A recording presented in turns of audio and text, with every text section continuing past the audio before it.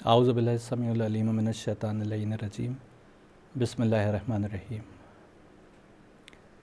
मैंने वेद और गीता और बहुत सारी और किताबें बहुत डिटेल में पढ़ी, और ये सब, जैसा मैंने कहा कि आप मेरे साथ आगे चलेंगे तो आप देखेंगे कि ये किसी भी तरीके से ये मुमकिन ही नहीं कि ये इलाही पैगाम नहीं है, बल्कि ये सब एक रास्ता बता रहे हैं जिसको फॉलो करना था उस वक्त के लोगों को भी, और आगे आने वाली जो इन किताबों को अपना समझते हैं और कहते हैं उनको भी इन किताबों को फॉलो करना था। लेकिन हर ज़माने में बहुत से लोग ऐसे रहे कि जो इन हक़ाइक़ को, इन सच्चाइयों को झुटलाते रहे। बहुत सारे ऐसे भी रहे कि जिन्होंने उसका मजाक उड़ाया, जिन्होंने वो समझ ही नहीं पाए, ऐसे भी थे कि जो समझ नहीं पाए कि क्या बात हो रही है, उसके अपने अपने मानी पहना लिए। अब वेद, अगर हम डिटेल में जाएं तो वेद तीन तरीके के बात कर रहा है, तीन तरीके के लोग। वास्तव में वेद को देखते हैं तो वेद सबसे पहले हमको दिखाई देता है कि देवताओं की बात कर रहा है, और देवताओं की बहुत ही डिटेल में वेद बात करता हुआ नज़र आ रहा है ना। अब वेद में आप देखिए तो कहीं के ऊपर अग्निदेव की बात हो रही है, कहीं पर इंद्रदेव की बात हो रही है, कहीं पर देवी की बात हो रही है। अब यहाँ के ऊपर बहुत से लोग जो हैं वो कंफ्यूज हो जाते हैं। वो कहते हैं कि ये एक खुदा की तो बात नहीं हो रही, क्योंकि उन सब को ट्रांसलेटर्स ने स्मॉल जी के साथ गॉड करके ट्रांसलेट किया हुआ है। ख़ास तौर पे इंग्लिश के ट्रांसलेशंस ने देव का मीनिंग कोई इंग्लिश में नहीं मिला उन्हें, तो उन्होंने उस मीनिंग को उन्होंने गॉड विद स्मॉल जी, यानी एक गॉड वो जो कैपिटल जी से लिखते हैं और एक गॉड विद स्मॉल जी, उन्होंने ट्रांसलेट किया। लेकिन अब प्रॉब्लम क्या है कि अगर गीता में देवताओं की बात हो रही है तो वेद में गीताओं की बात हो रही है और गीता में भी हो रही है, तो उसका कुछ ना कुछ रेलेवेंस तो होगा। अब हमने कई बार हम जो है उन मानी को नहीं पहचान पाते हैं। यानी वेदों के देवताओं के बारे में कहते हैं कि देवता असंख्य है, करोड़ों देवता हैं। देवताओं के बारे में कहते हैं कि देवता जो हैं, बहुत सारी कहानियाँ प्रचलित हैं कि जिससे लगता है कि देवता जो हैं वो ऐसी ऐसी कहानियाँ हैं कि जिनको बताना भी मुनासिब नहीं है। लेकिन वो कहानियाँ देवताओं के बारे में लोगों की एक आम तौर के ऊपर बोली जाती हैं, और हम ये समझते हैं कि वो कहानियाँ सही हैं। और बहुत से लोग ऐसे हैं, जब अंग्रेज़ बहुत सारे यहाँ के ऊपर आए, और जैसे मैक्स मुलर थे, ग्रिफिथ थे, इस तरीके के और कमेंटेटर्स जिन्होंने वेदों को स्टडी करके और ट्रांसलेशन करने की कोशिश की, तो उनका असल मकसद जो है मिशनरी मकसद था। उनका मकसद ये था कि क्रिश्चियनिटी में उनको लोगों को कन्वर्ट करना था बहुत ज़्यादा। तो उन्होंने इसमें बहुत सारी चीज़ों पर उंगली भी उठाई। यानी उन्होंने कहा कि ये वेद जो है किसी ऐसे ज़माने की बात कर रहे हैं कि जिसमें देवताओं की असुरों से लड़ाई हुई थी। ऐसा लिखा उन्होंने कि किसी ऐसे ज़माने की बात कर रहे हैं जब असुरों से लड़ाई हुई थी, और उसका आज के दौर से और हमारे ज़माने से कोई रेलेवेंस नहीं है। तो ऐसे कमेंटेटर्स फिर आए कि जिन्होंने देवताओं को फिर से समझाने की कोशिश की। तो उन्होंने क्या किया कि देवताओं को बिल्कुल हटा ही दिया ट्रांसलेशन से, और उन्होंने कहा कि देवताओं की बात नहीं हो रही है, लेकिन यहाँ के ऊपर मान लीजिए स्टीम इंजन की बात हो रही है, यहाँ पर आग और पानी की बात हो रही है, यहाँ पर गॉड की बात हो रही है। जहाँ गॉड की एक खुदा की बात नहीं समझ में आ रही थी, वहाँ दूसरे मानी पहना दिए कि यहाँ पर मैडम क्यूरी के रेडिएशन की एक्सपेरिमेंट की बात हो रही है, इस तरीके की बातें। लेकिन क्या स्टीम इंजन की बात हो रही थी? क्या आज का डीजल और बिजली का इंजन की बात वेद नहीं कर रहेंगे? असल में वेद का मकसद ही ये सब बातें करना नहीं था। हम कहते हैं कि वेद जो है वो बहुत साइंस की, लेटेस्ट साइंस की बातें कर रहे हैं और रेडियम और यूरेनियम की बातें कर रहे हैं। वेद इलाही किताब को हमें समझना पड़ेगा कि अल्लाह की तरफ, खुदा की तरफ से कोई किताब आई है तो वो हमको मादी दुनिया के बारे में, मैटेरियलिस्टिक दुनिया की तरक्कियों के बारे में इतना नहीं बताएगी जितना स्पिरिचुअल डेवलपमेंट के बारे में बताएगी, और उस राह पर चलने की बात बताएगी जो राह हमारे लिए बेहतरी की राह है। अब हमने ये सब मानी पहना है तो हम आज वेद जो है ऐसे बना लिए कि हम उसको समझ ही नहीं पाते कि वेद क्या बात कर रहे हैं।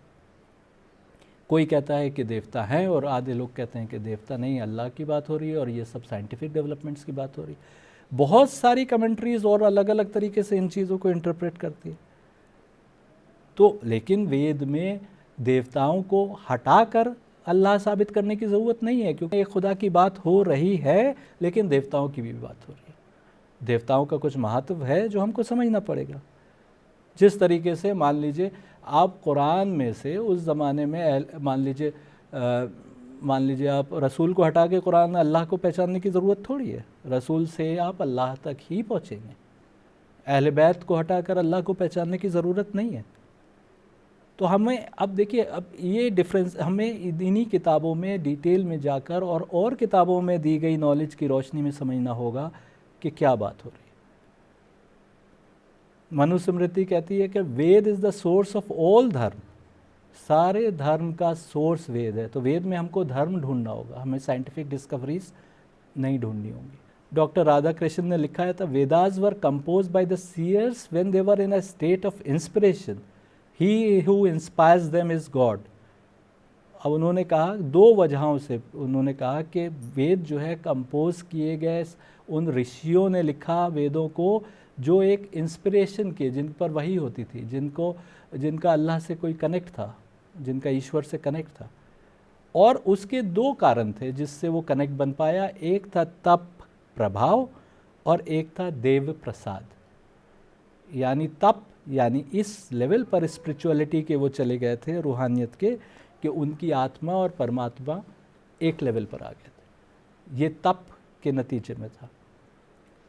तो अगर हमको डिवाइन इंस्पिरेशन किसी को भी मिल सकता है, हमारे सामने एग्जांपल्स मौजूद हैं। लोग जो है हमारे सूफियों में एग्जांपल्स मौजूद हैं कि उनको आगे की बातें जो है पूरी प्रोफेसीज करी हुई है। शाह नेमतुल्लाह वली को देखिए आपके, उनकी प्रोफेसीज पिछले 800-900 सालों से अब तक सब सही होती चली आ रही हैं।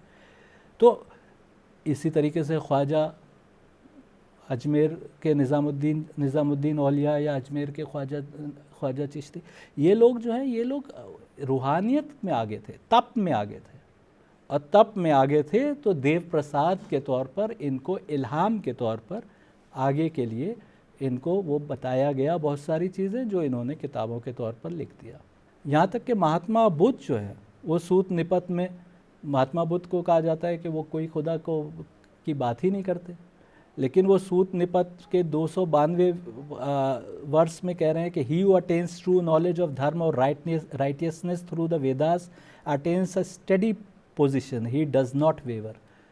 यानी वेद से जिसने सही नॉलेज ले ली धर्म की, सही मार्ग की, सत्य मार्ग की, वो जो है वो रास्ते से फिर डगमगाएगा नहीं।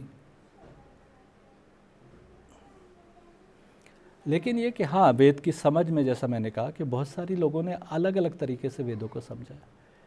अब अगर हम यजुर्वेद की बात करें तो महर्षि पतंजलि ने लिखा है महाभाष्य में कि 101 स्कूल ऑफ थॉट्स थे यजुर्वेद की कमेंट्री के, 101 स्कूल ऑफ थॉट्स थे, और उसमें से सिर्फ 6 आज बचे हुए। तो यानी 101 तरीक़ों से लोगों ने 101 मानी पहनाए थे वेदों के वर्सेस को, जिसमें से 6 बचे हुए। तो अब हमको देखना होगा, यजुर्वेद में तो सिर्फ 1984 वर्सेस हैं, ऋग्वेद में 10,522 वर्सेस बचे हुए हैं कहा जाता है।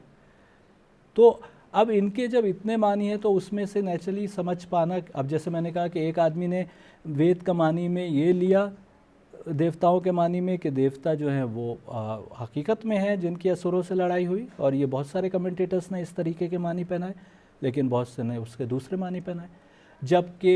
जबकि इतने सारे इंद्रदेव को लेकर इतनी सारी कहानियाँ प्रचलित हैं, अग्निदेव को लेकर इतनी सारी कहानियाँ प्रचलित हैं, रुद्र को लेकर, महादेव को लेकर इतनी सारी कहानियाँ प्रचलित हैं, लेकिन हमने उसको अलग अलग मानी पहनाए। और उसको पहनाने के बाद हमने बहुत सारे उनमें जो देवता की बात हो रही थी उनको भगवान बनाकर उनकी पूजा शुरू कर दी।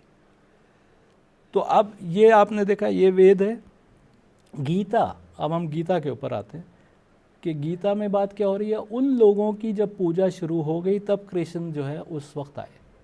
वेद के जो देवता थे, जिनको सनातन धर्मी जो है उनकी बाकायदा पूजा किया करते थे, तो कृष्ण ने आकर कहा कि वो देवता, उनसे ऊपर परमात्मा है, और परमात्मा से ऊपर एक एब्सोल्यूट गॉड है, कादर मुतलक खुदा है। हमको कादर मुतलक खुदा तक अपनी इबादतों को, अपने कामों को लेकर जाना है।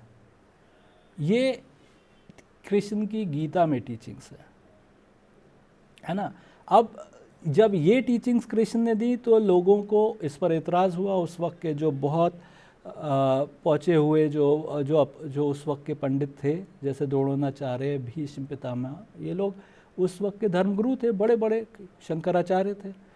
ये अकेले नहीं थे, इनके पीछे बहुत से लोग थे, बहुत से ब्राह्मण थे, बहुत सारे उसी तरीके के पंडित लोग थे। तो इन्होंने उसको कृष्ण की टीचिंग्स को अपोज किया, क्योंकि उस वक्त का तरीका ये था, जो वो बहुत सालों से बाप दादा के वक्त से करते आ रहे थे, कि वो वेद में जैसा उन्होंने समझा था, देवताओं को खुदा के तौर पर उनकी पूजा किया करते थे, है ना। तो अब कृष्ण से असल में गीता में जो लड़ाई हुई है, जो महाभारत है, वो उसका कारण ही यही है। अब देखिए कितना हमारी समझ में कितना हमने चीज़ों को सही तरीके से नहीं समझा। वो वक्त था जब देवताओं की पूजा होती थी। आज इस समय वो समय है जब हम जानते ही नहीं कि देवता क्या है और उनका रिश्ता क्या है परमात्मा से, और उनका रिश्ता क्या है ईश्वर से, या वो खुद भगवान है कि नहीं है। तो हम आज हम उन देवताओं को अब जब समझने की कोशिश कर रहे हैं, तो वो गीता उस वक्त की बात कर रही है जब उन देवताओं की पूजा होती थी, लेकिन कृष्ण गीता में उन देवताओं की असल अहमियत को भी पहचानवा रहे हैं, लेकिन उससे पहले उनके रोल को प्रॉपर आइडेंटिफाई कर रहे हैं कि उनका रोल क्या है, और उससे बड़ा रोल परमात्मा का या मैनिफेस्ट सेल्फ का, और एक एब्सोल्यूट गॉड की बात कर रहे हैं, जो एक ना दिखाई देने वाला हर तरफ मौजूद खुदा है। तो उस ज़माने से अब के ज़माने में इतना ज़्यादा फ़र्क आ गया है कि अब हम जब गीता को पढ़ने बैठते हैं तो अब हम नहीं समझ पाते कि ये कृष्ण क्या बात कर रहा है, क्योंकि कृष्ण जो लोग उनको देवताओं को भगवान के तौर पर मान रहे थे, उनको एड्रेस कर रहे हैं, और अर्जुन से बीच में जंग के बीच में जाकर यही समझा रहे हैं कि वो असल मार्ग क्या है। देवताओं की पोजीशन वाज़े कर रहे हैं, देवताओं की पोजीशन और परमात्मा की पोजीशन क्या है, जो परमात्मा कृष्ण के मुंह से बोल रहा था, और एक थर्ड पर्सन में एक एब्सोल्यूट गॉड की बात कर रहे हैं। तो उन्होंने देवताओं को नकारा नहीं, बल्कि उन्होंने देवताओं की हर तरीके से उनकी पोजीशन को बरकरार रखा, लेकिन देवताओं से आगे उन्होंने कहा कि अब इससे आगे बढ़ने की बात। और अगर हम देखें हिस्टोरिकल पर्सपेक्टिव में देखें तो ये देवताओं को हर जगह इंट्रोड्यूस किया गया। आप देखिए जितनी उस वक्त की सिविलाइजेशंस थी, चाहे आप ग्रीक सिविलाइजेशन देखें, रोमन सिविलाइजेशन देखें, इजिप्शियन सिविलाइजेशन देखें, इवन इंडिया में देवता बाकायदा तौर पर इंट्रोड्यूस किए गए, चाइना में, इन सब को एक ज़माने में शायद ये डिवाइन प्लान का हिस्सा था कि पहले उनको पहचानवाया गया। शायद जहन इस लेवल पर तैयार नहीं थे कि वो एक एब्स्ट्रैक्ट खुदा की जो नहीं दिखाई देता उसको पहचान सके। तो देवताओं का रोल नकारा नहीं जा सकता, और ना गीता नकार रही है, लेकिन क्योंकि उस वक्त जो है देवताओं के थ्रू ही मार्ग को बताया गया था, और लोगों ने उन्हीं के नाम पर कुर्बानियाँ देना शुरू कर दी थी। वो कुर्बानी के अलग अलग तरीक़े थे, यहाँ के ऊपर जो है वो हवन और आग और तेल और सब कुछ इस्तेमाल होता था। तो उस वक्त के लोग उस तरीके से उनको मान रहे थे, और गीता कह रही है कि तुम उस एक्टिविटी के अलावा सिर्फ एंटरटेनमेंट में अपनी ज़िंदगी बसर कर रहे हो। यानी ज़िंदगी पर उसका असर नहीं पड़ रहा था, हमारे अंदर आत्मा पर उसका असर नहीं पड़ रहा था, और हम पूजा के नाम पर बहुत सारी एक्टिविटीज़ कर रहे थे, जो आज भी हम देखते हैं बहुत सारे लोगों को कि बहुत सारी एक्टिविटीज़ करते हैं, लेकिन वो जो आत्म शुद्धि होती है, जो अंदर से आत्मा का डेवलपमेंट होता है, जो स्पिरिचुअल एलिवेशन होता है, उसके लिए काम नहीं करते। तो यही काम जो है यही हो रहा था, एंटरटेनमेंट में गर्क थे। और वो एग्जांपल्स दिखाई भी दे रहे हैं कि एंटरटेनमेंट में इस तरीके से गर्क थे कि डाइस के गेम के ऊपर, चौसर के गेम के ऊपर जो है अपनी सब चीज़ें देने को तैयार थे, है ना। और दूसरे जो एंटरटेनमेंट के तरीके हो सकते थे उसमें गर्क थे, लेकिन मज़हब के नाम पर वेद के श्लोकों को पढ़ते हुए कुछ एक्टिविटीज़ को उन्होंने जो है समझ लिया था कि यही धर्म है। अब कृष्ण इससे बाहर निकाल कर लाते हैं और देवताओं की असली पोजीशन समझाते हैं, और समझाते हैं कि तुमको क्या करना है। अपने अंदर तुमको कैसे चेंज लाना है। तुम कोई भी काम जो है किसी 3 तरीके से कर सकते हो। कोई भी काम तुम सात्विक मोड में कर सकते हो, तमसिक मोड में कर सकते हो, रजसिक मोड में कर सकते हो। यानी कोई भी काम तुम शैतान के लिए भी कर सकते हो, कोई भी काम तुम मैटेरियलिस्टिक तौर पर इस दुनिया के लिए भी कर सकते हो, और कोई भी काम तुम सात्विक मोड में कर सकते हो, यानी उसके लिए कर सकते हो। उसके लिए करते हुए काम को बढ़ाते चले जाओ और तुम करीब होते चले जाओगे, है ना।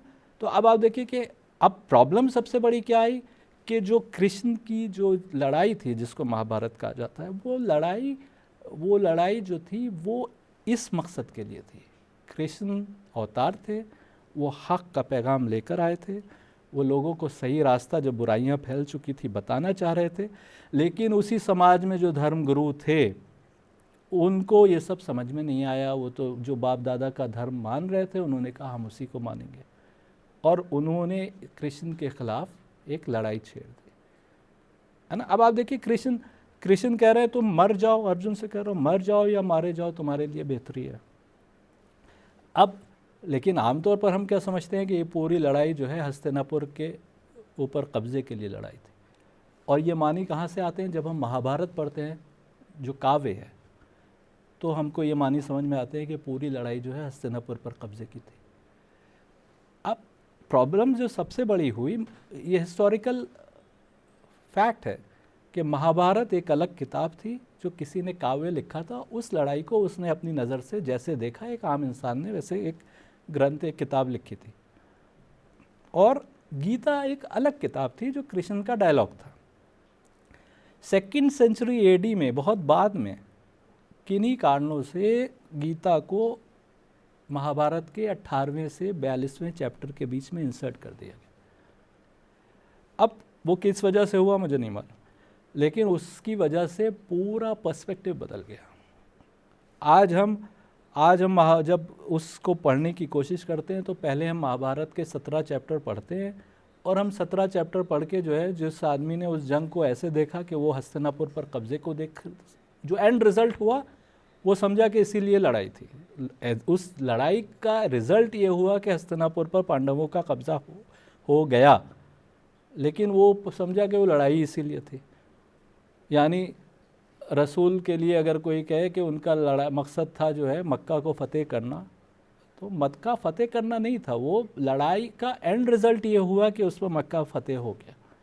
अब उस आदमी ने उस जंग को ऐसे देखा कि वो लड़ाई जो है वो हस्तिनापुर पर कब्जे। अब जब हम महाभारत पढ़ते हैं तो वो जो लिखने वाला है वो द्रोणाचार्य को एक हीरो के तौर पे पेश कर रहा है, वो भीष्म पितामह को हीरो के तौर पे पेश कर रहा है, क्योंकि वो गुरु थे। वो समझ ही नहीं पा रहा कि लड़ाई का मकसद क्या है।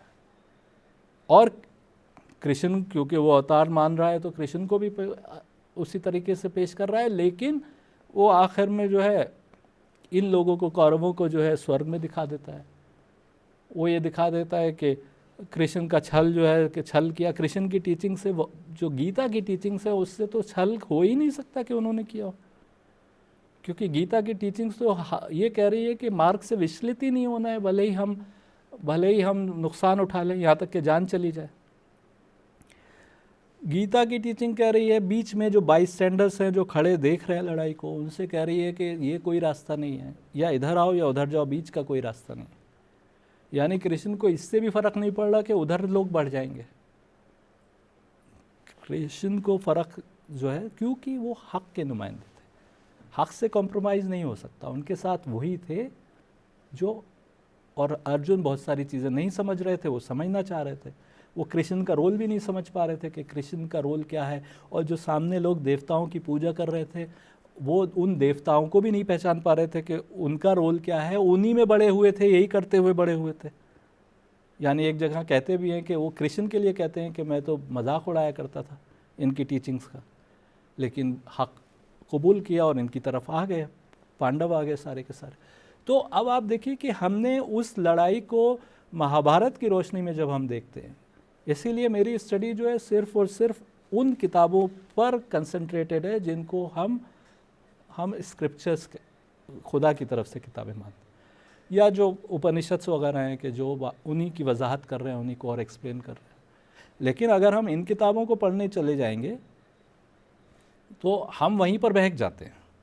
यानी उस वक्त की जितनी मिथोलॉजी थी, जितनी कहानियाँ थी, वो सब जो है इन किताबों में उन्होंने, राइटर ने लिख दी है ना। अब जो सबसे बड़ी प्रॉब्लम हिंदुस्तान में हो रही है सनातन धर्म को समझने में, जिससे आज हम बहुत सारी चीज़ों से दूर हो गए हैं और असल टीचिंग से दूर हो गए हैं, उसकी वजह यही है कि हम उन सब किताबों को सेक्रेट माने बैठे हैं जो आम आदमी ने लिखी और जो ईश्वर की तरफ से आई। अब आप 1400 साल में रसूल अल्लाह के बाद से देखिए कि लोगों ने किस तरीके से टीचिंग्स को डिस्टॉर्ट करने की कोशिश की है उनकी, और बदलने की कोशिश की है। तो क्या उस वक्त नहीं की गई होगी? ये हक़ और बातिल की और शर और अच्छाई की लड़ाई तो हर ज़माने में रही है। तो उस वक्त भी लोगों ने इस तरीके की टीचिंग्स को प्रोपेगेट करने की कोशिश की, जो पुराण में और बहुत सारी किताबों में दिखाई भी दे रहा है साफ तौर के ऊपर कि किस किस तरीके के उल्टे सीधे ख़यालात को लोग प्रोपेगेट कर रहे थे। यहाँ तक कि बुद्ध के टाइम जब बुद्ध आए तो भी ऐसे अजीब अजीब से ख़यालात को लोग जो है फ़िलासफ़ी के नाम पर प्रोपेगेट कर रहे थे। तो वो सबको आज हम सबको सेक्रेट तो नहीं मान सकते, लेकिन प्रॉब्लम ये हुई कि हमने हक़ की जो वाकई किताबें ईश्वर की तरफ से थी और जो दूसरे थे जो दिखाई दे रहा था कि उन्हीं किताबों की बात भी कर रही है, उनको हमने जो है सबको बराबर कर दिया। अब हमको कहीं के ऊपर दिखाई देता है कि इंद्रदेव जो हैं शराब के नशे में हैं, कहीं पर हमें दिखाई देता है कि वो जो है देवता जो है नीचे उतर कर जो है बच्चे पैदा कर रहे हैं। तो ये हकीकतें नहीं हैं, ये कहानियाँ लोगों ने जब कुछ नहीं समझा तो उन्होंने इस तरीके की कहानियाँ उस वक्त जो है, उस वक्त हम ये समझते हैं कि उस वक्त के लोग हमसे बहुत अक्लमंद थे, ऐसा नहीं है। अब हम बहुत सारी चीज़ों में आज भी जो मासेस की जो मेंटल लेवल है, उस वक्त का मेंटल लेवल शायद और पीछे रहा होगा, है ना। तो अब हमको, लेकिन हमको ये समझना होगा कि ऋग्वेद जो है वो बात कर रहा है कि इन्हीं देवताओं को एंडोर्स भी कर रहा है। यानी शतपथ कह रही है कि Agni is the protector of the vows of the enlightened, जो जिन लोगों को हक दिखाई दे गया है उनके प्रोटेक्टर है अग्नि। ऋग्वेद कह रहा है make manifest Agni the excellent sage immortal versifier with eliminated body, यानी उनकी बॉडी एलिमिनेटेड यानी नूर से बनी हुई है, तुम मैनिफेस्ट हो, आ जाओ। You will lead Mankind in the act of यज्ञ, तुम जो है इंसानियत को यज्ञ यानी सेक्रीफाइस देने के रास्ते पर आगे लेकर जाओगे। तो इस तरीके की बात हो रही है। मतलब ऋग्वेद कह रहा है तीसरी किताब की पाँचवें चैप्टर छठा वर्ष, Agni knows the action of all beings, Agni Dev जो है वो इतने ताकतवर हैं कि वो हर इंसान के एक्शन को जानते हैं। और एक जगह कह रहा है 3:55-10 में कि Agni is full of all knowledge, he is the wisest seer, Agni जो है वो सबसे अक्लमंद सेज है और he is full of knowledge, वो स्रोत है नॉलेज का। तो क्या अब प्रॉब्लम वही हुई कि हमने अग्नि और जितने इस तरीके के एप्लेशंस थे देवताओं के लिए, उनको हमने खुदा बना लिया। जबकि मैं देवम का वर्ड का अगर मैं ट्रांसलेट करूँगा तो मैं गॉड नहीं करूँगा, मैं कहूँगा माय लॉर्ड, मेरे आका। आप इस ट्रांसलेशन के साथ पढ़ें, आप उनको गॉड की तरीके से नहीं पढ़ें, तो आप देखिए मीनिंग क्लियर होते चले जाएंगे, क्योंकि इन देवताओं का इस सृष्टि में रोल है, ये भी क्लियर हो जाएगा। और लेकिन खुदा कौन है ये भी क्लियर हो जाएगा। ब्रह्मा विष्णु महेश का इनसे क्या रिश्ता है, वो कौन है इस खुदा की सृष्टि में, जब एक खुदा है तो फिर ये तीनों कौन है। अब ये सब सवाल हैं जिनके जवाब आज के लोगों के पास नहीं है, हम लोगों के पास, कि देवताओं का परमात्मा से क्या रिश्ता है, या देवता कितने हैं। अभी तो हम 1,34,00,000 करोड़ों लोग कह रहे हैं कि करोड़ों देवता है। कोई कहता है कि गाय के अंदर इतने लाख देवता है, कोई कहता है कि कुल मिलाकर हर तरफ जब बस असंख्य देवता है। तो उसमें से जब कहा जा रहा है, एक जगह कहा जा रहा है कि देवता जो है हमारी कॉन्शियसनेस और हमको कॉन्शियसनेस देने वालों में से हैं, है ना। तो क्या हम उन देवताओं को पहचान पा रहे हैं? तो इन सवालों का जवाब हमको समझना पड़ेगा। और दूसरी बात जो सबसे इम्पोर्टेंट गीता कर रही है वो ये कि वो एक खुदा की तरफ पहुंचने के लिए जो रूहानियत डेवलप करना है, जो आत्मा को परमात्मा से करीब करना है, उसको बता रही है कि कैसे होगा।